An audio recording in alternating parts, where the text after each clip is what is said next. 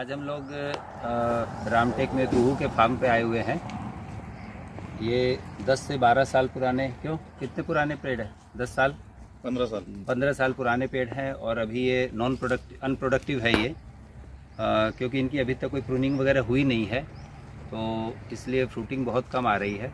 तो हम इसको प्रून करेंगे और अच्छा प्रोडक्शन कैसे ले उसके हिसाब से इसकी प्रूनिंग होगी और आगे का फिर जो भी इनको न्यूट्रिशन मैनेजमेंट है, वाटर मैनेजमेंट है, उसके ऊपर काम करेंगे, जिससे ये अगले साल अच्छी फ्रूटिंग दें।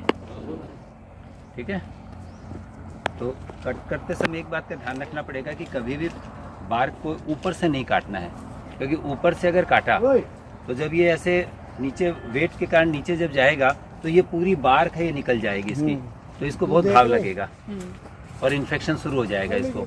इसलिए कभी भी जब भी काटना है पहले नीचे से कट मारेंगे और बाद में ऊपर से कट मारेंगे। नीचे से थोड़ा सा मारने का, फिर ऊपर से मारने। और कट मारते समय देखेंगे जो एंगल है वो हमेशा ऐसा स्लोप रहना चाहिए कि कोई भी चीज़ वहाँ पर टिके नहीं, क्योंकि अगर ये ऐसा फ्लैट रहा तो रात को अभी जैसे ड्यू है या बारिश होगी तो वो पानी जमेगा तो इन्फेक्शन ज़्यादा होगा फंगस का।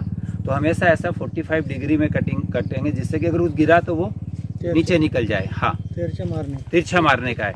तो पहला जो कट है वो नीचे से मारना है, पहले नीचे से मारेंगे, आधा हो गया फिर ऊपर से उसी जगह से काटेंगे, तो क्या हो जाएगा, नीचे से भी टूट के गिरेगा तो ये जो इसकी जो छाल है ये नहीं निकलेगी। है ना समझ में?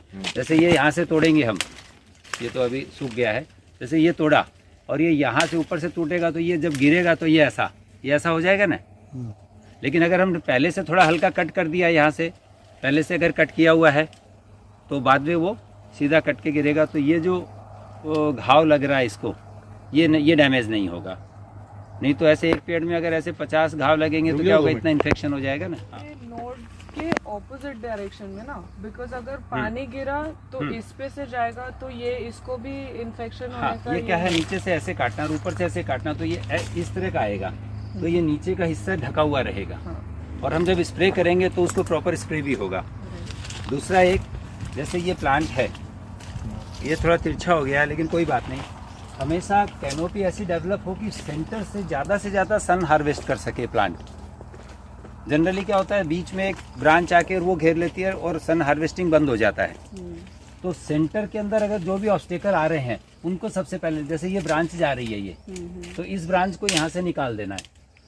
अगर हमने इसको निकाल दिया यहाँ से तो ये पूरा प्लांट ऐसे खुला हो जाता है, तो उसको वो विंड सनलाइट सब मिलता है। विंड सनलाइट सारा मिलेगा उसको, तो प्रॉपर एरिएशन भी होगा, अच्छे से इसको सन हार्वेस्ट बढ़िया से कर सकेगा प्लांट।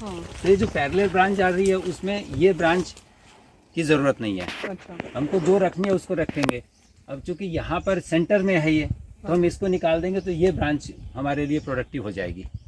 तो अंदर से पूरा ऐसा ये होल टाइप का ऐसा ओपन, क्या बोलते हैं उसको, उल्टा छाता जैसा रहता है ना, इस टाइप से ऐसे कैनोपी बनेगी इसकी।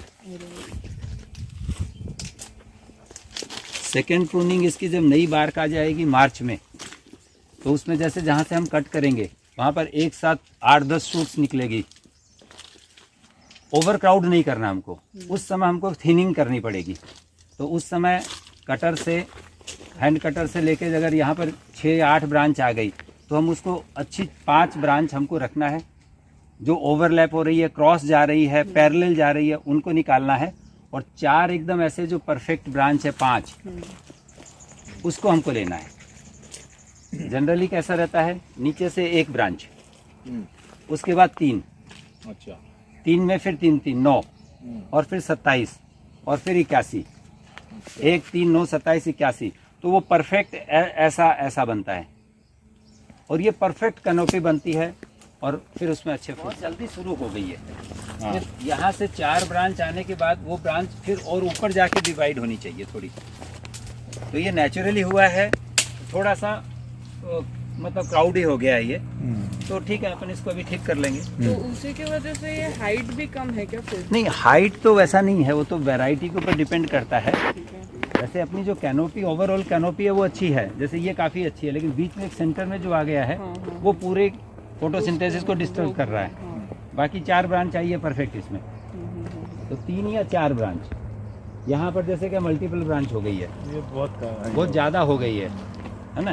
ब्रांच मोटी भी हो सकती है, डिस्टर्ब कर रही है, पतली वाली भी डिस्टर्ब कर सकती है, तो उससे मोटी पतली या उससे कुछ नहीं है भाई। हमको तो इससे एक प्लांट, ये पेड़ आज है, समझ लो इसकी कैनोपी कितनी है, इसकी कैनोपी 15 बाई 15 फीट की है लगभग, है ना।